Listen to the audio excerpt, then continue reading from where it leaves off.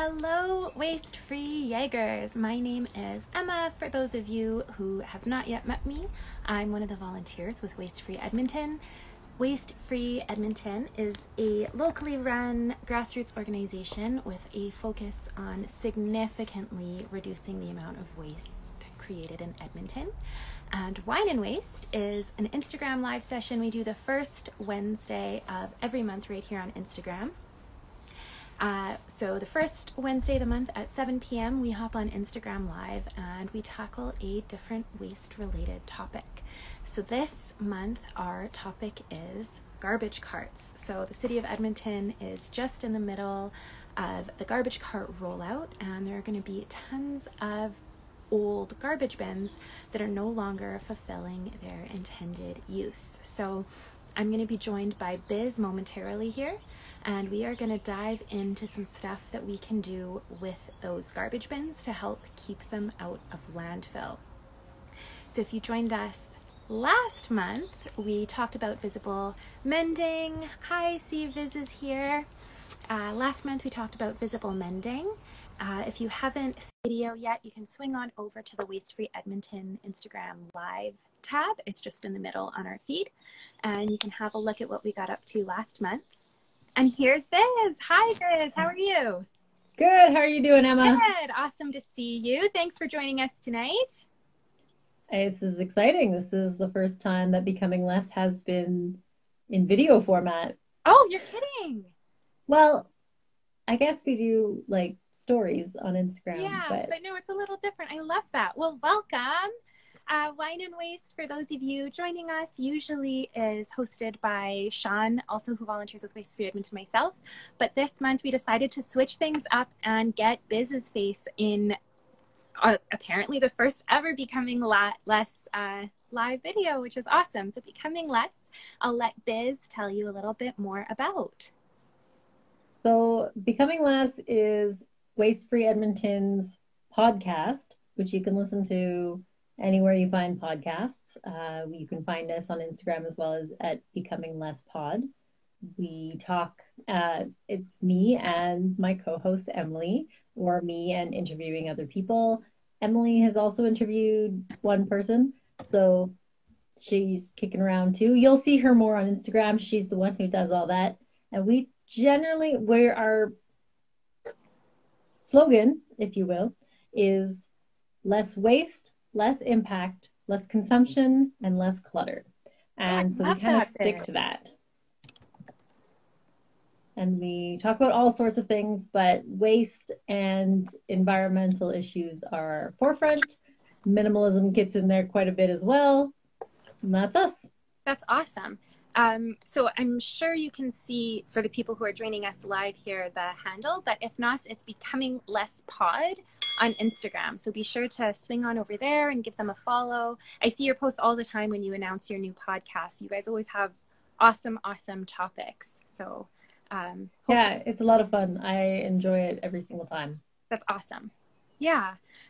So again, thanks for joining us for Wine and Waste. Our topic this month is really kind of about connecting some loose parts kind of within Waste Free Edmonton. So Bizz just told about Becoming Less podcast. Sean and I are always co-hosting Wine and Waste on a monthly basis. And we have this new kind of campaign or initiative, I guess you can call it, called Wheel Conversations.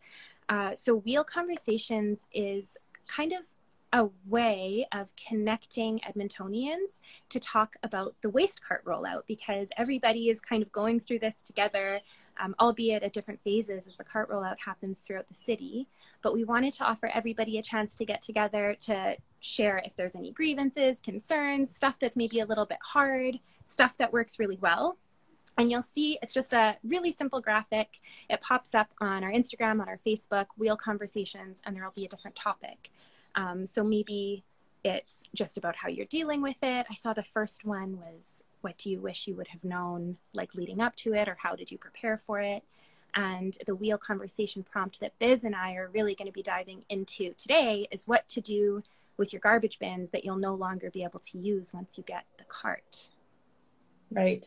Yeah. So I think it's a I never even thought of this until one of our other volunteers brought it to our attention that he looked at Census Canada, found out how many single detached and semi-detached homes there are in Edmonton, and realized there's probably about 600,000 to 1 million garbage bins that are now going to be useless or not have a reason to be used. So we really wanted to create a resource to connect everybody, share ideas. Have you gotten your carts yet, Biz? I just got my carts just a few days ago.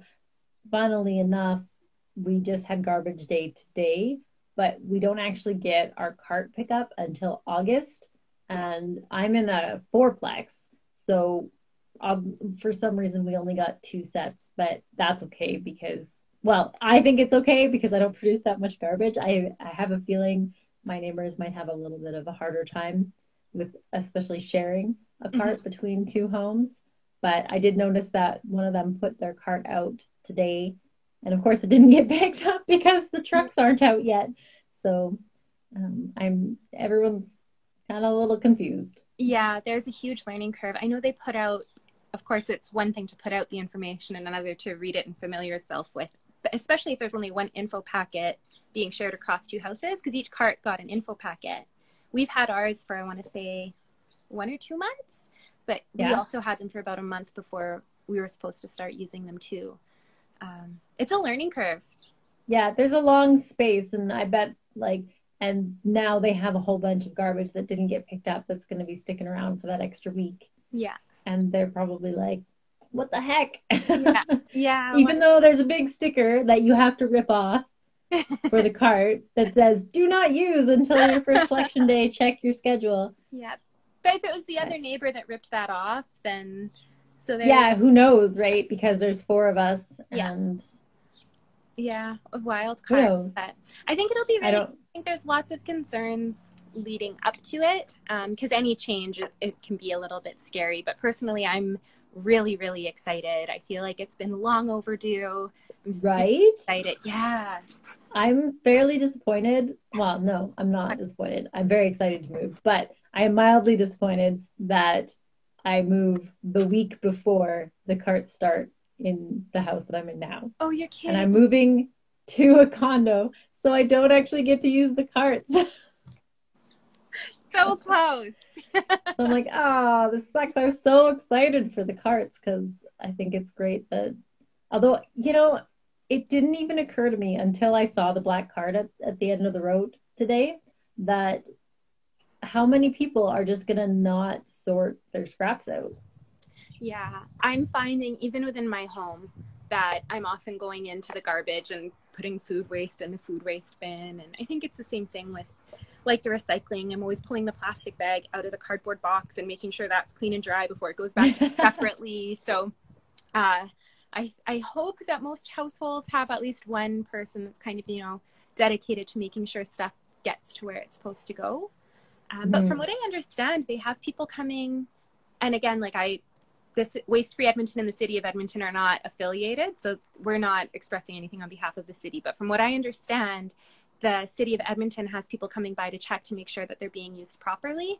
So like if they're too full and the lid doesn't close, it won't get picked up, and they'll leave a note for why. If there's something outside of the bin, it won't get picked up, they'll leave a note for why. And I think they've been going to check to make sure that the green bin is being filled with food, the black bin is being filled with other waste, and that recycling is still being put in recycling. So yeah, that was the other thing. I did notice that the lid was closed, though that didn't really surprise me. That's something that you would only know if you actually went out of your way to do a bit of research. Yeah. I mean, it's probably in the pamphlet, but just to assume you know how to use a cart, the lid has to be closed. Yeah. So Biz, I think I'm ready to dive right into our list. What do you think? Is there anything you wanted to for say sure. about it? So we went through the Waste Free Edmonton. If you're not in our Facebook group, it's an awesome resource. There are tons of people in there that are always sharing ideas and tips and tricks. And one of the places that I went to, I checked our Wheel Conversation posts for ideas on what to do with your old garbage cans. And I also went through our Facebook group and looked for ideas that members of the group have shared for what to do with your bins. So I can't take credit for all of this. Biz can't take credit for all of this, but we have 15 things here. for 15 ideas that you can do with your garbage bins. And we're going to talk a little bit about each of them. And a big thank you to everybody in the group that contributed either knowingly or unknowingly to this awesome list. I think it'll be a really great resource for Edmontonians moving forward. Yeah. So do you want to go first? Do you? Let's rock, paper, scissors. Best out of one. All right. Rock, paper, scissors, shoot.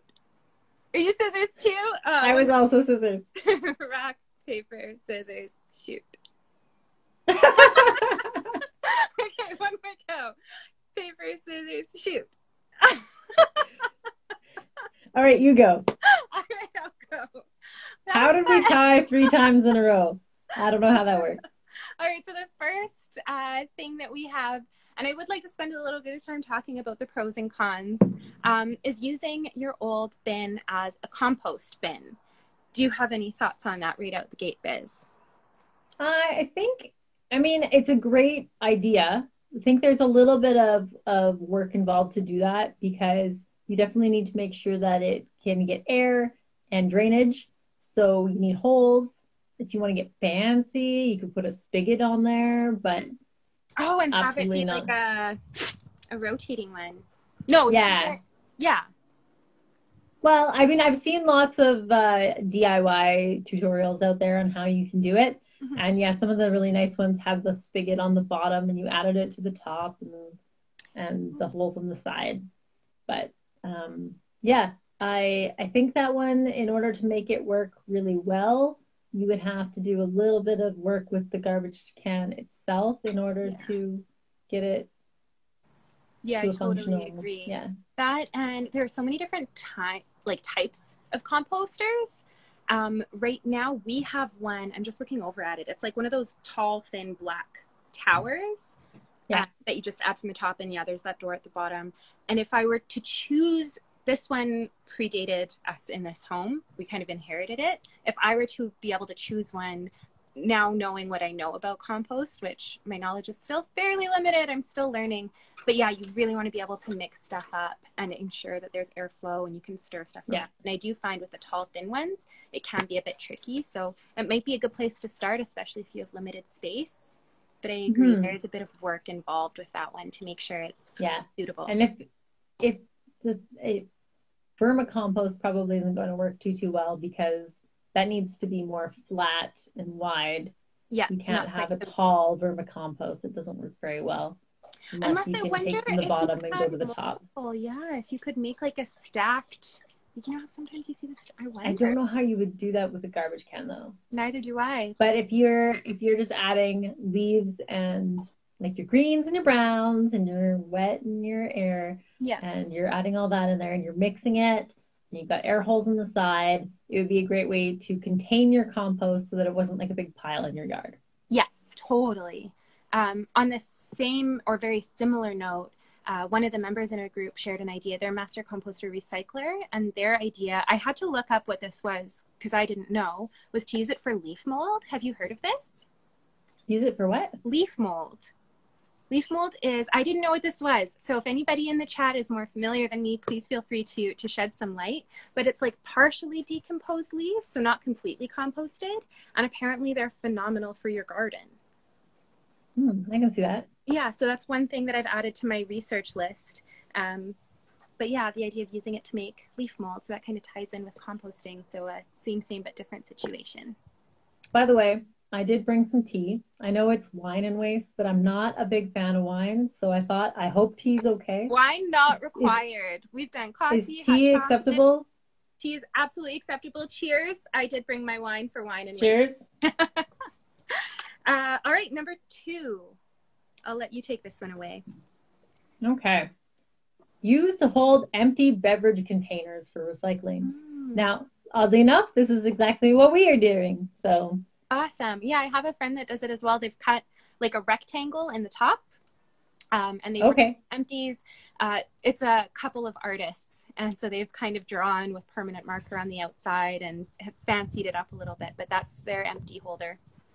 Oh, absolutely. You can totally turn it into a piece of art. Ours, we did not. Mostly it keeps, because it's indoors now. So it keeps, I mean, we rinse out our bottles, but it still keeps any excess smell down. And my cat likes to sit on it for some reason. So putting a hole in there would I just feel like I would come home to a cat in my recycling bin at some Yeah. point. Recipe for disaster. I can see that. No, that's a good one too. I don't know. I won't go on too much of a tangent. I don't know if that's what we're going to do. Initially, that's what was on my radar because we do have a couple, like the blue recycling bins. And we just fill those generally with our bottles and bring them to the bottle depot. And then that way we kind of skip out on using bags. We just bring them, dump them, give them a quick rinse with the hose, and then we're not using all the plastic bags every time. Every time we go to the bottle depot, I'm always so sad when I see the garbage bins and they're overflowing with just sticky plastic bags that I don't think get recycled. I think that's waste.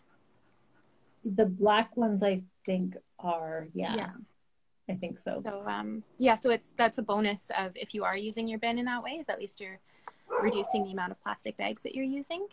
Yeah, for sure. So we can just take the whole bin. Yeah. The big garbage can and stick it in the car. Yeah. Mm-hmm. And then you're keeping your car not sticky too. That's right. No sticky mess in your car. Double bonus. I made a couple notes here. I'm just glancing down at them. Another pro, I know you said you keep yours inside, so it's nice because it keeps the smell out. But if anybody is keeping their empties outside, it's good because, well, I guess you do this inside as well. It keeps the animals out. So that's right. In my case, it's a cat, but if it's outside, it might be, I want to say raccoon. We don't have raccoons here. I'm thinking from back in my days, back in Nanaimo. But raccoons are everywhere, so keeping them out was a thing. Yeah, but there are still other animals that'll get into coyotes, crows, mice, bugs. Yeah. So good reasons I think to use it. Is there anything else you want to add before I move on to number 3? No, I think that's good. So the next one I have is to use it as a rain barrel. Yes. See, now if I were staying, that might be something that I would consider doing because rain barrels are great. Mm-hmm. And again, you do need to do the spigot on the boat. Well, you don't need to, I guess. You could scoop it. Yeah, you could scoop, but then does it get the whole like sedentary water? Is that fine? Yeah. Yeah, I think better would be you want a hole in the top for your spout to go into, mm-hmm. and then a spigot in the bottom so that you could attach your hose and water your plants with it. Yes. Yeah. But I know what you were going to say, if you were moving or if you weren't moving, you might do that. So I guess a con for that is if you're in an apartment building or multi-unit housing, not really an option that's available. Right. But if you were in a condo or an apartment, you probably wouldn't be getting a cart in the first place. That's true. That's true. So I feel like I'm kind of a unique situation where I'm going from carts to apartment. Yeah. Right at the transition. Yeah. It's an interesting time to be moving. Rain barrel. If it is a rain barrel, one thing that I keep seeing is, like you said, you need something to let the water in through the top, but making sure mm-hmm. that animals can't get in and fall through that. So I've seen lots of people making kind of little covers with mesh or like a little wooden frame and mesh so that like squirrels or mm-hmm. I don't know, other critters that might. Or if you cut a hole in the lid that's just big enough for the drain spout to go into, then you could seal it with silicone or something. Yeah. Perfect. I don't think I have anything else to. Oh, depending on the plastic that it's made of, is that important for a rain barrel? Like, do you need to worry about plastic lining leaching? Maybe if it's for a veggie garden versus if it's not. I don't know. I would think they're a fairly durable plastic. Yeah. And they're intended for reuse. Now they're not specifically food safe, but I would just probably try not to put it in a really sunny area because the sunlight would make it break down more. Yeah, that makes sense.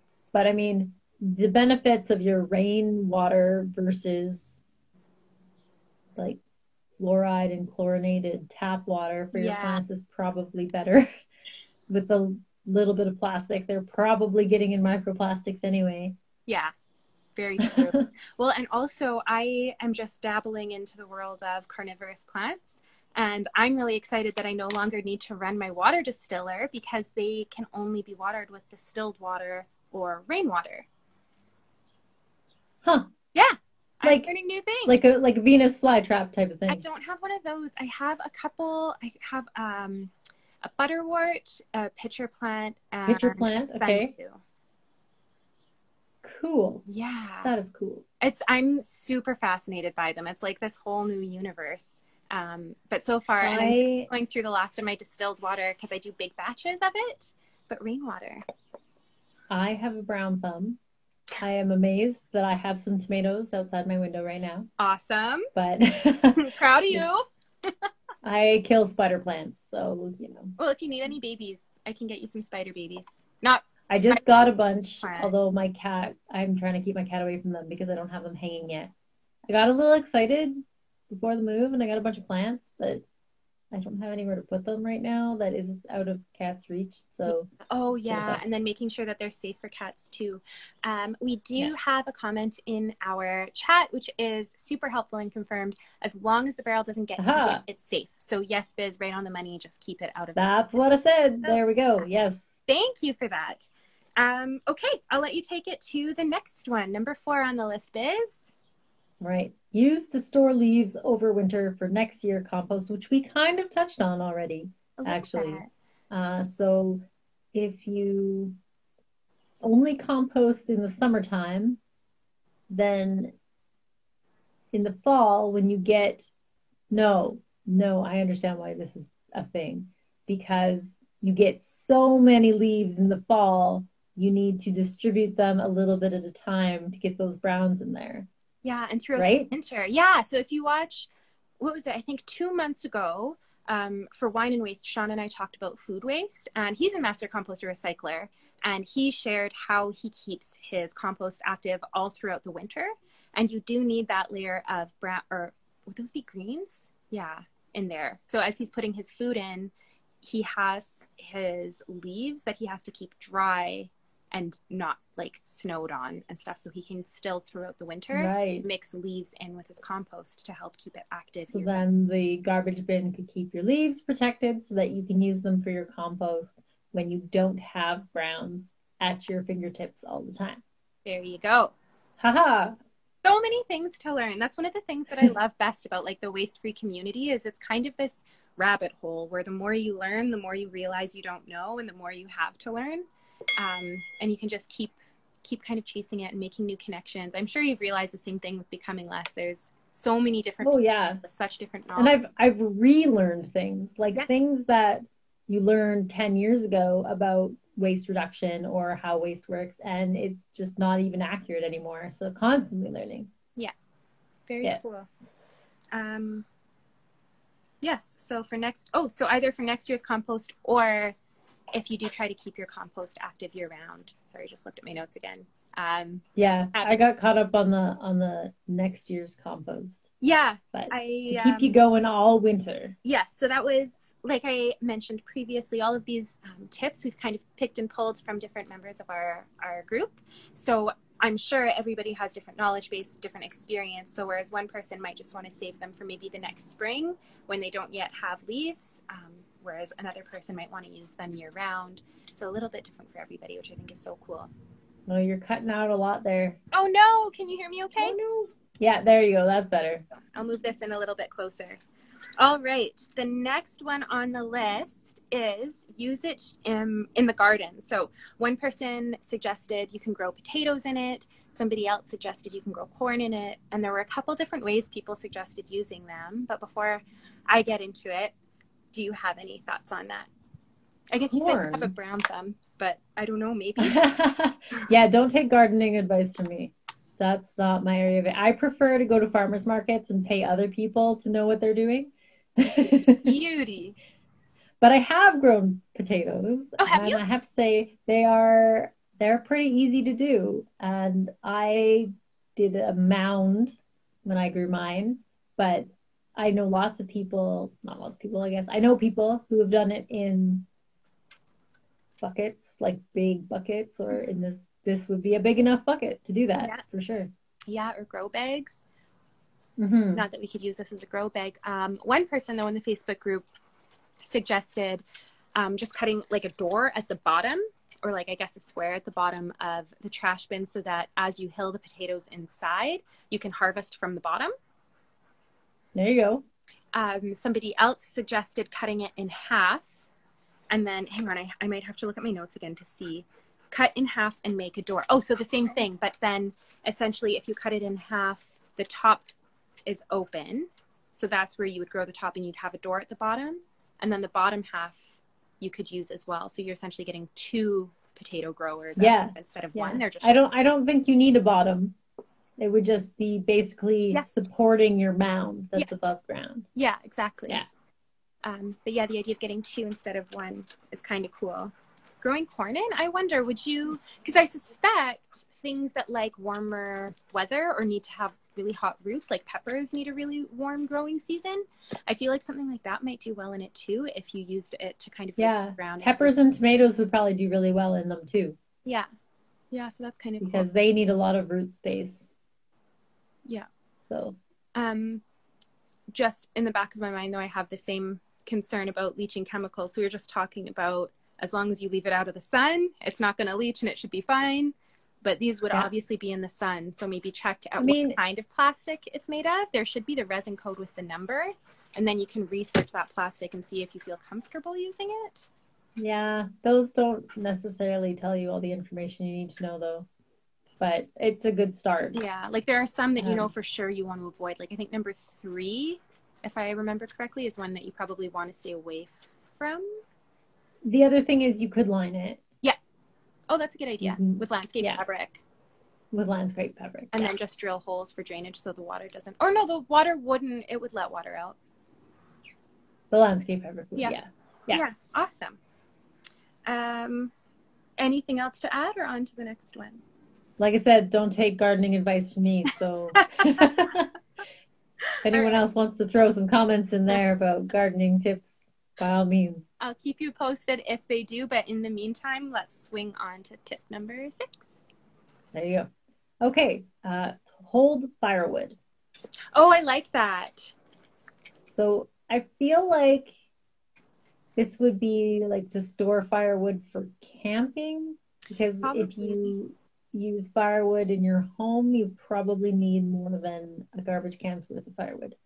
But if it's like, I know I have her down the street, she's a senior, and she came and knocked on my door and asked, do you guys have a fireplace? Like I have some like branches from my birch tree. We don't have a fireplace. Could you burn them? So if it's little bits of yard waste and you need to wait until you have to burn it. If you want like a small amount closer to the house because you keep a lot of it in your garage, then it keeps it dry, but just outside the door. Yeah, for sure. Or I wonder on that note, I don't know, we don't have a barbecue anymore, but like if there's like charcoal grill, like if you would want to keep any in there, like you could use it for charcoal instead to keep it dry outside by the fire or by the barbecue. I don't know. Yeah. Could store other fuel type things.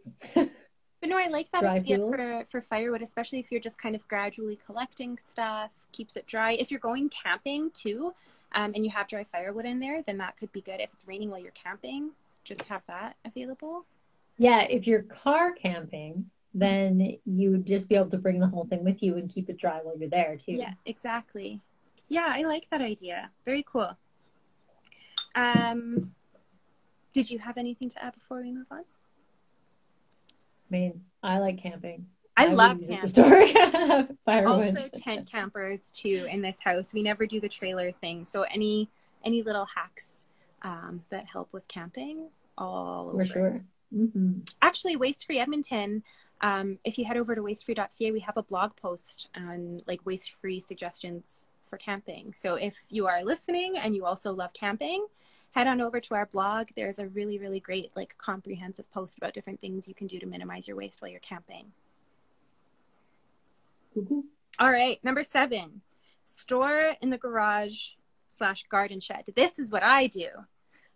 We have put it inside the garden shed, and we have all of the tall, skinny, awkward tools inside of it. So like the rakes, shovels, the garden hoe, ice pickers, stuff like that.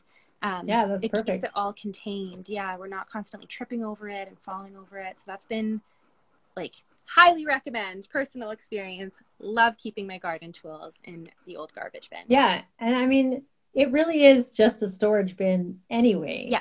So it's just, for some reason, we decided that size and shape was what we do with garbage.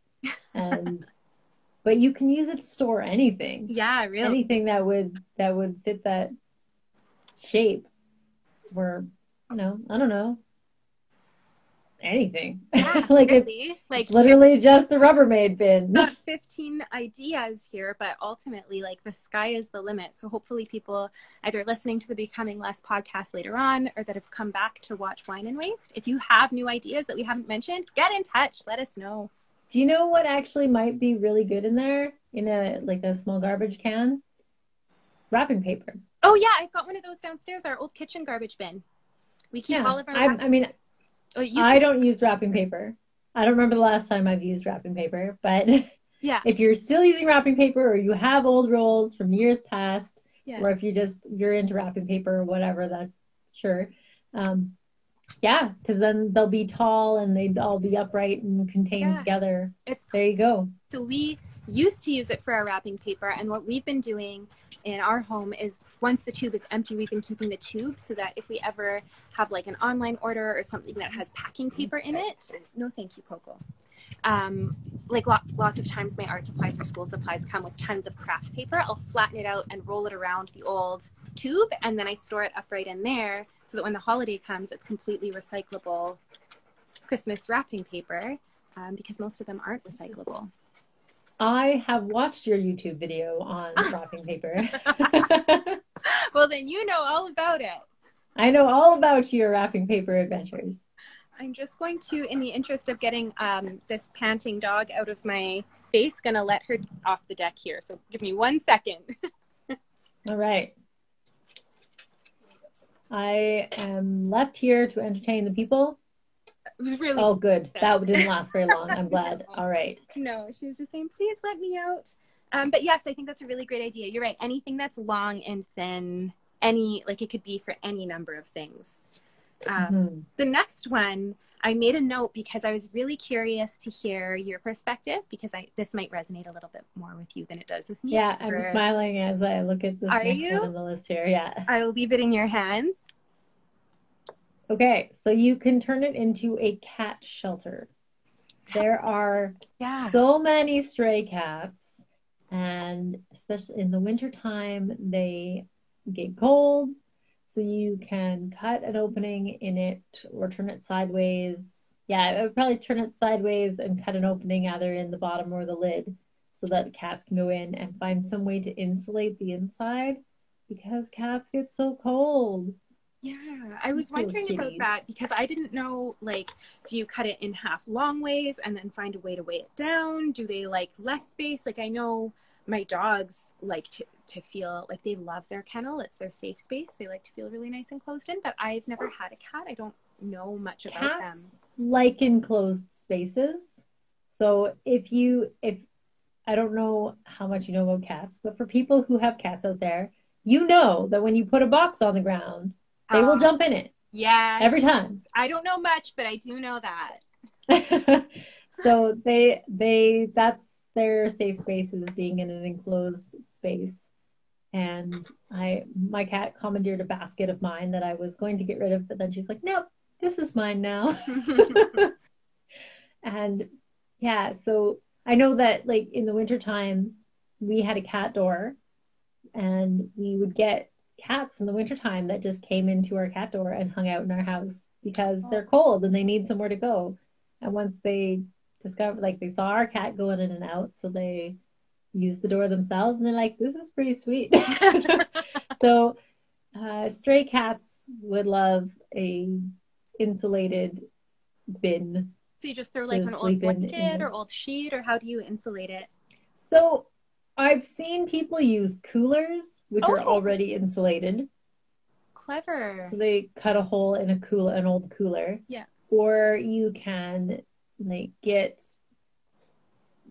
there's like insulating foam that you can cut to the shape you need it to.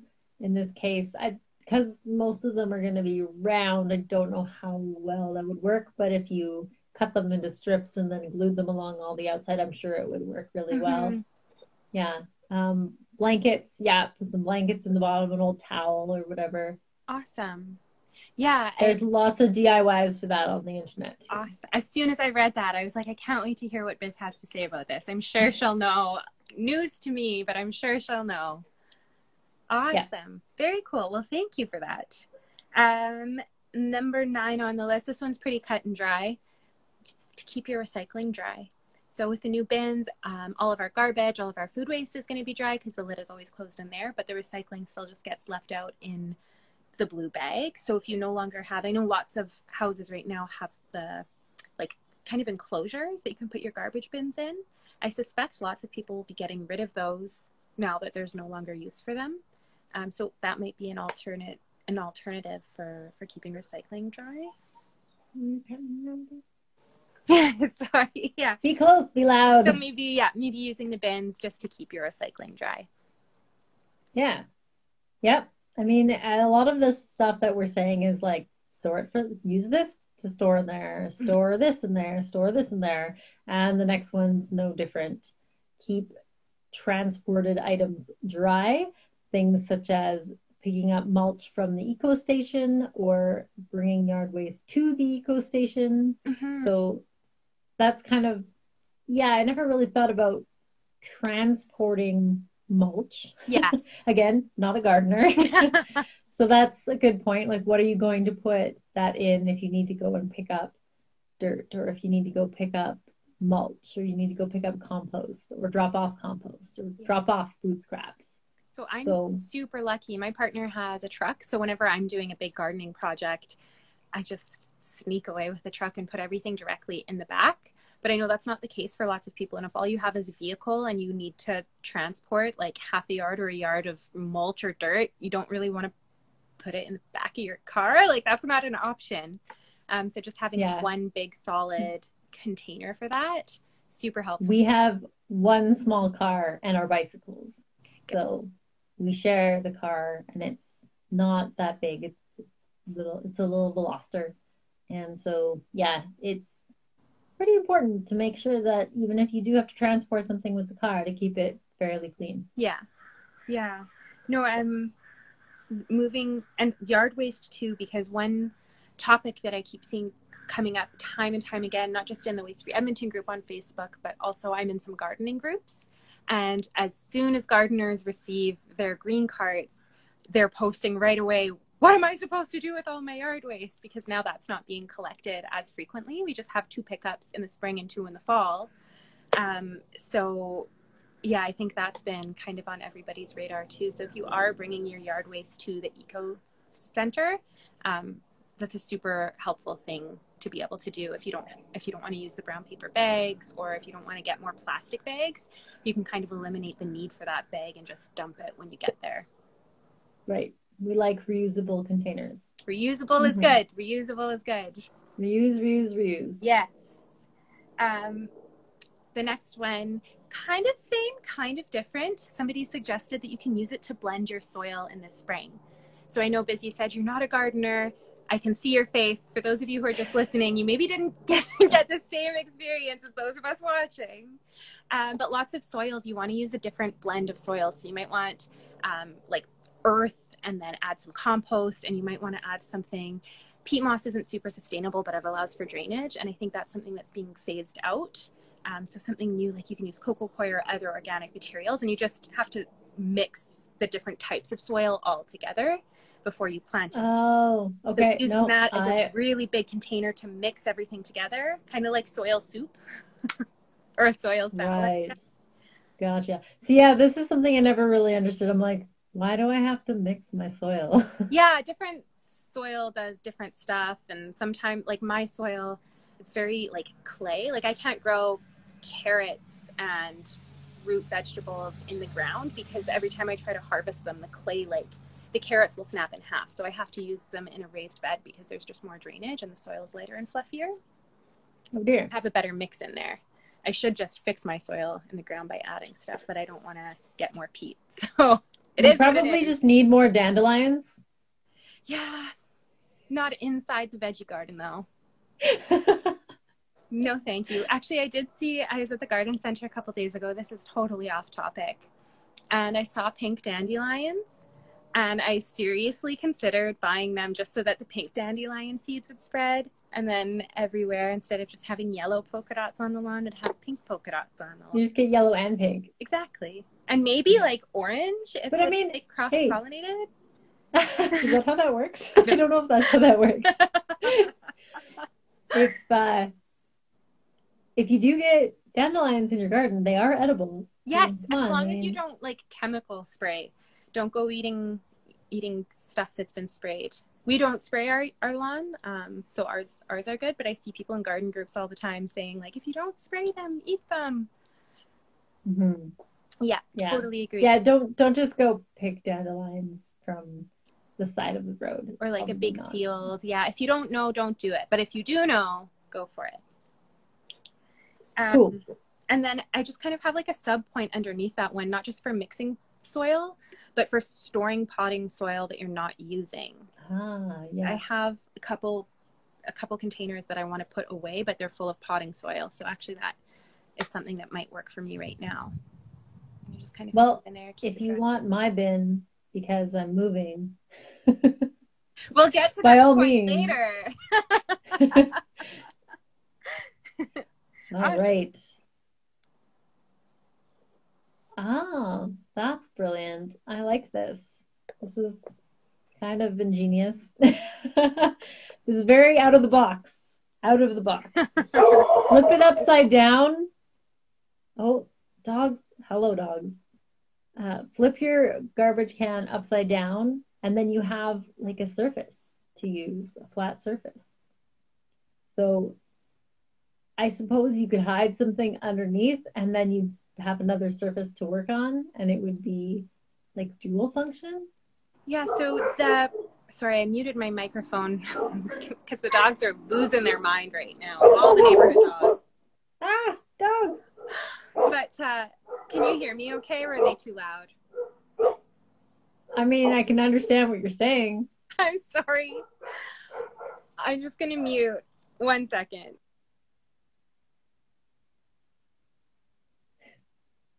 Usually my partner's on keep the dog quiet duty, but he's also in a meeting right now.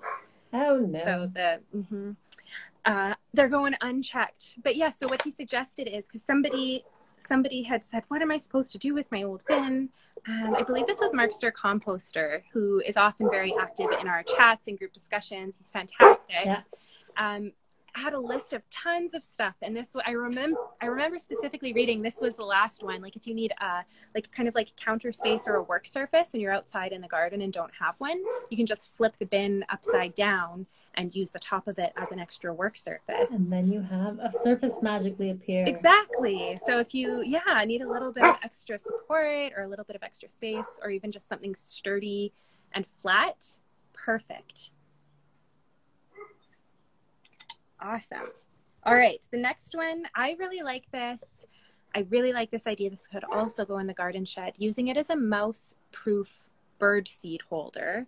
And I would add to that grass seed holder, because a couple years ago, the mice got into our grass seed and there was mouse poop all in it. I don't even remember if we were able to use it again.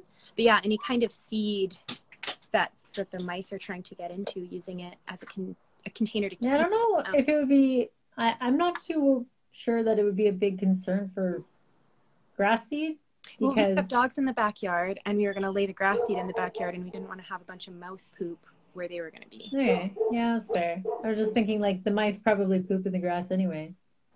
But normally we don't, like this was a couple of years back, we don't often see them. But I know, like, isn't it, I don't know much about it, but I know like you wash your hands if you touch it. Yeah, no, you definitely don't want to. Yeah, and these beasts are rolling around on their back in the grass. It's not a big deal if it's just grass seed, but I have cats, so they deal with the mice. There you go. No mouse problems here. Okay, So now I think that is the end of our sort of functional, keep it, switch up the function of your garbage can list. And we got a couple more that are sort of your last resorts. Now, one is to give it away to someone else who can use it for one of these other things that maybe someone else loves birds and needs somewhere to put their bird seed. Maybe someone else loves wrapping paper and needs somewhere to store it. And this is why Kijiji, I was like, we're not buy there and yet. sell. Biz was trying to give me hers. It's perfect. I'm sure you know somebody. Yeah. I love There you go. See? I'd much rather, I prefer the giveaway method because there's so many things that end up getting thrown out that are just, they're perfectly usable and someone would love a free whatever. And in this case, somebody can probably use your garbage can if you can't. Totally. And so if you're trying to find different ways of connecting with those people, ask friends, Kijiji, Marketplace. My all-time favorite thing, if I ever need something or have something that I no longer need, is my Buy Nothing group. Oh, yeah. Yeah. Yeah. So I've recently discovered Nextdoor. Oh, yeah. Heard of it? Yeah.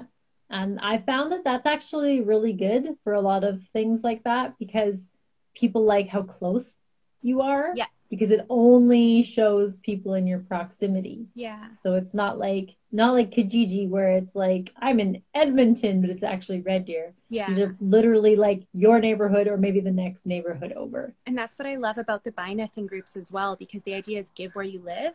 I think Edmonton, last I checked, they had 15, but I'm sure they have more now. But it's just for neighboring communities. So every single person in my Buy Nothing group is like 10 minutes away at the most, and more often than not I'm able to walk to them.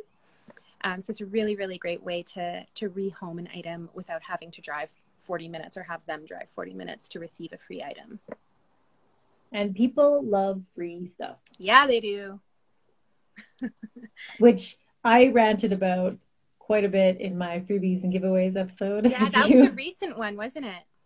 That was, a few back, but yep. So I enjoyed ranting about freebies and giveaways. If you want to listen, go check out Becoming Less Pod. But I think there's one more option, which is our least favorite, but it is still an option. Yes, so this is the last one. We actually saved these two for last because all of the different ways you can reuse or repurpose, we wanted to talk about first. So giving away, or if you cannot find a new home for it, bringing it to the eco station. So as a last resort, hopefully it can be recycled there. Lots of plastic, even though it is recyclable, doesn't necessarily get recycled. And often when plastics do get recycled, they're turned into something that is more difficult to recycle or can't be recycled at all. So we call it downcycling because it's not this like perpetual loop that just keeps going and going and going. Yes. So if you were under the impression that the stuff in your recycling bin goes and gets turned back into the things that you put into the recycling bin, you are mistaken. That is not how it works. Yeah. Recycling is barely better than throwing something away. And that's for what does get recycled. Only it's different in Canada and the States. Between 9 and 11% of the plastics that end up in our bins get recycled. So same thing with bins as with anything that is going into them. The best chance for it is not to be recycled, but it is to be reused, repurposed, or rehomed. And for us to really rethink the way that we're using our items and our relationships with those items. There you go. I don't have it. Hopefully everyone got some ideas. Yeah, I hope so. It was really lovely chatting with you, Biz. I had an awesome time connecting with you on this platform. Yeah, this is definitely a unique experience, and I'm glad that you invited me along. Happy to have you. And would do again. Awesome. That's good to know. We'll store that in the memory banks. Oh, what have I got myself into? So again, for those of you who are joining us through the Waste Free Edmonton Instagram account, be sure to head on over to our podcast page. Biz at Becoming Less is the mind behind that. She and Emily do an awesome job of keeping up to date with all sorts of different waste-related topics and sustainable ideas. Loved talking with you once again. Thanks for joining us, Biz. Thanks a lot, Emma. Okay, have a great night, everybody. See you next month. Good night.